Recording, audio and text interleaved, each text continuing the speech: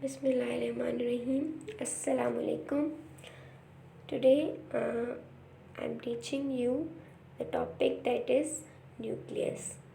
ठीक है, सेल का बहुत ज़्यादा इम्पोर्टेंट ऑर्गेनल आज हम पढ़ने जा रहे हैं. It is nucleus. न्यूक्लियस बहुत ज़्यादा इम्पोर्टेंट ऑर्गेनल है सेल का. इसको ब्रेन ऑफ सेल भी कहा जाता है. ठीक है, it is also called the brain of cell, क्योंकि ये जो है वो तमाम एक्टिविटीज़ सेल की कंट्रोल करता है. जैसे ब्रेन बॉडी की तमाम एक्टिविटीज़ को कंट्रोल करता है, इस तरह से न्यूक्लियस जो है वो सेल की तमाम एक्टिविटीज़ को जो है वो कंट्रोल करता है. इसके पार्ट्स में न्यूक्लियर मेम्ब्रेन होती है. ठीक है, न्यूक्लियर पोर्स होते हैं. उसके अलावा क्रोमेटिन मटेरियल होता है क्रोमोसोम्स का, और न्यूक्लियोलस होता है. ठीक है, इसके स्ट्रक्चर को हम इन डिटेल भी पढ़ेंगे भी. Now what is nucleus? Nucleus is a membrane-bound structure that contains the cell's hereditary information and controls the cell growth and reproduction. ये एक मेम्ब्रेन बाउंड स्ट्रक्चर है. मेम्ब्रेन बाउंड यानी कि इसकी डबल मेम्ब्रेन होती है. ठीक है, डबल मेम्ब्रेन बाउंड स्ट्रक्चर है एंड इसके अंदर हमारा हेरेडिटरी इन्फॉर्मेशन, जेनेटिक इन्फॉर्मेशन जो पेरेंट्स से मिलती है. ठीक है, जैसे हमारे कैरेक्टर्स वगैरह, ठीक है, जो कोडिंग्स में होते हैं, वो जेनेटिक कैरेक्टर्स जो है वो न्यूक्लियस के अंदर होते हैं. It is commonly the most prominent organelle in the cell.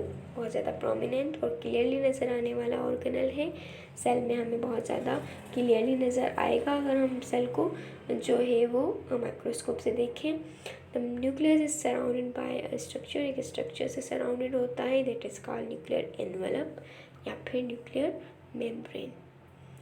Now come to its structure. इसका जो डायमीटर होता है वो 6 माइक्रोमीटर है एंड 10% वॉल्यूम लेता है ये कंप्लीट सेल का.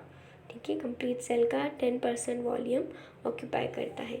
इसके पार्ट्स में आ जाता है nuclear envelope, nuclear membrane, nucleolus, chromosome, nucleoplasm. Now what is nuclear envelope? Membranes दो होती हैं, outer membrane and inner membrane. ठीक है, दोनों मेम्ब्रेन्स को मिलाकर न्यूक्लियर एनवलप कलेक्टिवली कहा जाता है. ऑलराइट, नाउ न्यूक्लियोलस जो कि इन द सेंटर होता है. ठीक है, ये प्रोमिनेंट ऑर्गेनल होता है न्यूक्लियस के अंदर. उसके अलावा क्रोमेटिन मटेरियल जो है वो एक गुच्छे की शेप में होता है. फिर उसके बाद क्रोमोसोम सेपरेट होते हैं सेल डिवीजन के दौरान. इसको हम अभी डिटेल में बताती हूँ किस तरह होता है. न्यूक्लियोप्लाज्म क्या है? एक सेमी सॉलिड मटेरियल है. ठीक है, जो कि सेल के अंदर होता है. न्यूक्लियोलस और न्यूक्लियर मेम्ब्रेन के दरमियान का जो भी एरिया है that is nucleoplasm.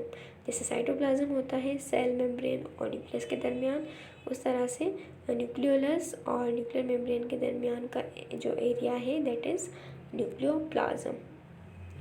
Now what is nuclear envelope?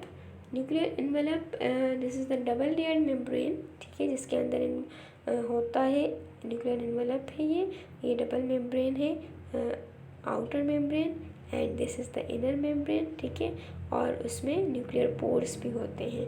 ठीक है, there has nuclear envelope has pores that allow the passage of materials into and out of the nucleus. ठीक है, ये into and outside of the nucleus जो है material को exchange करते हैं. these are the nuclear pores. ठीक है, जिसके थ्रू मटेरियल एक्सचेंज होता है inside and outside the nucleus.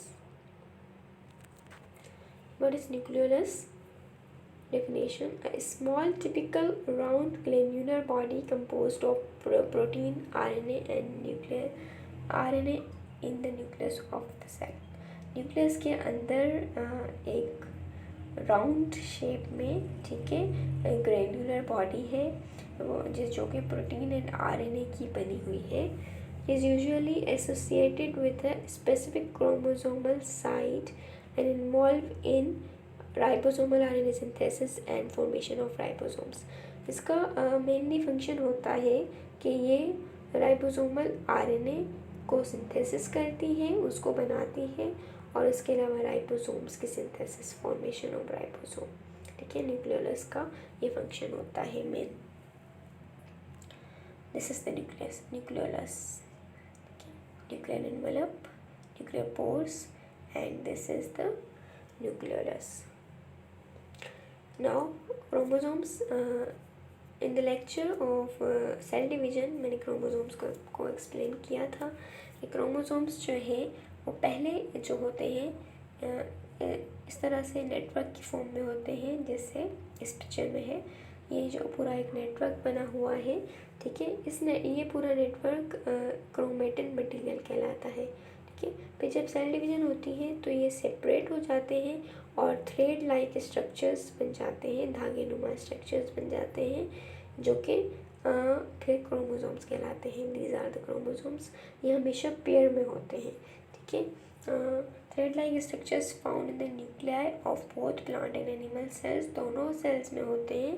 They are made up of protein and one molecule of DNA, deoxyribonucleic acid, ठीक है। प्रोटीन एंड डीएनए दोनों से मिलकर बने हुए होते हैं क्रोमोसोम्स।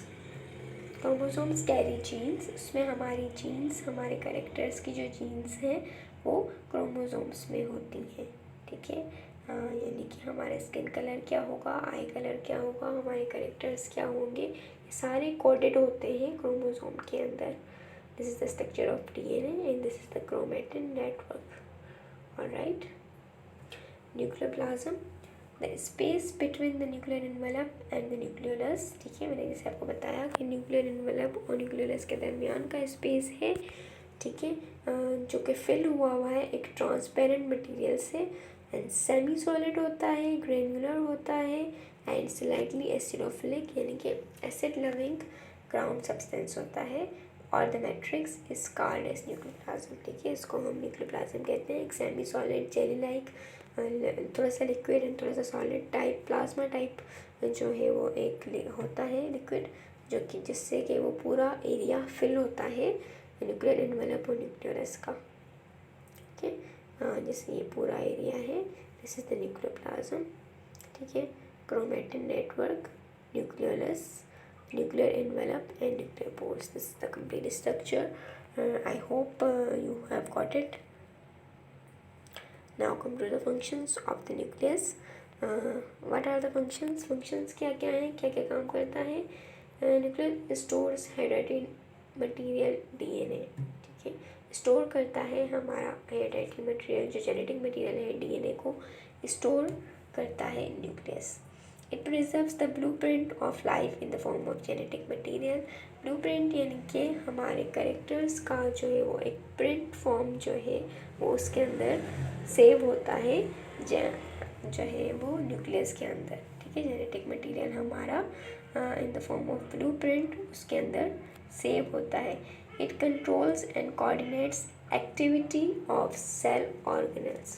सेल ऑर्गेनल्स की तमाम एक्टिविटीज़ को कंट्रोल करना, कोऑर्डिनेट करना, जहाँ जिस चीज़ की नीड हो वहाँ वो चीज़ पहुँच जाए, इसको पूरा कोऑर्डिनेट करना ये न्यूक्लियस का काम होता है।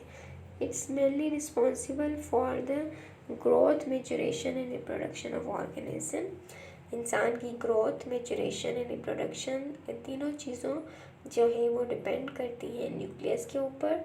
It is a control centre for protein synthesis and metabolic activity of cell. Protein synthesis का ये सेंटर होता है, कंट्रोल सेंटर होता है, जहाँ से प्रोटीन सिंथेसिस की सारी एक्टिविटीज़ कंट्रोल होती हैं एंड तमाम सेल की मेटाबॉलिक एक्टिविटीज़ भी कंट्रोल होती हैं। Alright, I hope everything is clear to you now.